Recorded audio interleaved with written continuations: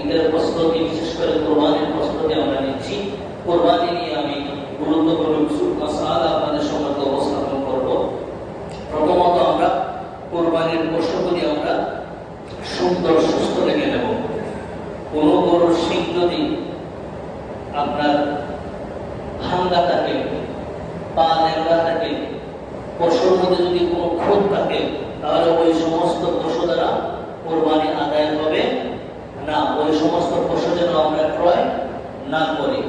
তারপর আপনার এই জিলহজের 10 তারিখ, 11 তারিখ, 12 তারিখ, সোমবার, মঙ্গলবার, বুধবার মাগরিবের আগ পর্যন্ত কোরবানি করা যায়।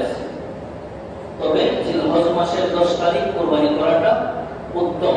কখন কোরবানি করব? ঈদ নামাজের পরে। ঈদ নামাজের আগে কোন কোরবানি করলে কোরবানিটা আদায় হবে না। আমরা ঈদের পরে কোরবানি করব। আগামী সোমবারে কোরবানি করা, জিলহজের 10 তারিখ কোরবানি করাটা উত্তম। কোনো কারণে না পারলে 11 তারিখ করা যাবে। 12 তারিখ সূর্য অস্তের আগে অবশ্যই আদায় করে নিতে হবে। তারপরে মাসালা হলো যে আপনার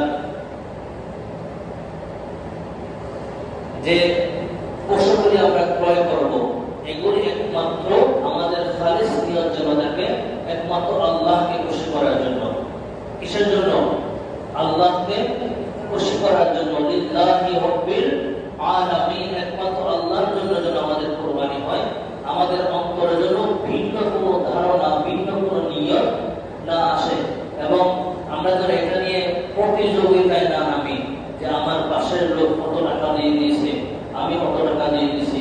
এগুলি যেন আমরা আলোচনা শুনিও না, অন্তরে যেন না আনি। কেউ যদি করে তাহলে তাকে যেন আমরা এই বিষয়ে বিরত থাকার জন্য আহ্বান করি যে কোরবানি আল্লাহর জন্য, প্রতিযোগিতার জন্য নয়। আপনার নসিবে যা রয়েছে আপনি আল্লাহর রাস্তায় দিচ্ছেন, ওটা যেটা আপনার নসিবে রয়েছে তার উপর আপনি সন্তুষ্ট থাকবেন না। আমি মনে হয় ঠকে গেছি, আমি মনে হয় জিতে গেছি, ওই ধরনের শব্দ, ওই ধরনের চিন্তা যেন আমাদের কাছে না আসে। আপনার নসিবে আল্লাহ যে কোরবানিটা রেখেছেন সেটা নিয়ে আসছেন। আপনি কখনই জিতে যাবেন, তখনই আপনি জিতে যাবেন যখন আপনার কোরবানি আল্লাহর দরবারে কবুল হয়ে যাবে। সুবহানাল্লাহ। যখন আল্লাহর দরবারে আপনার কোরবানি কবুল হয়ে যাবে, আপনি 5 লাখ টাকা দিয়ে কোরবানি দিয়েছেন, আপনার আল্লাহর দরবারে কবুল হয় নাই।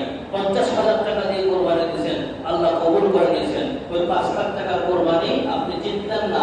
যিনি 50,000 টাকা দিয়ে, হালাল টাকা দিয়ে কোরবানি দিয়েছেন একমাত্র আল্লাহকে খুশি করার জন্য, তার কোরবানি আল্লাহর দরবারে কবুল হয়ে যাবে।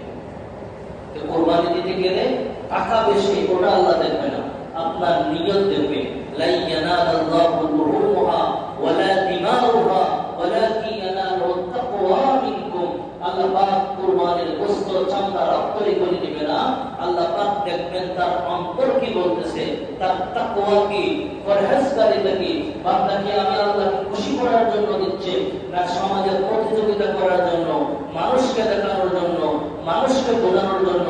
আপনার অন্তরের খবর আপনার রব সবচেয়ে বেশি ভালো জানেন। তো আপনি যেই নিয়ত করবেন সেই নিয়তের ফলাফল আপনি দুনিয়ায় পাবেন, আখিরাতে পাবেন।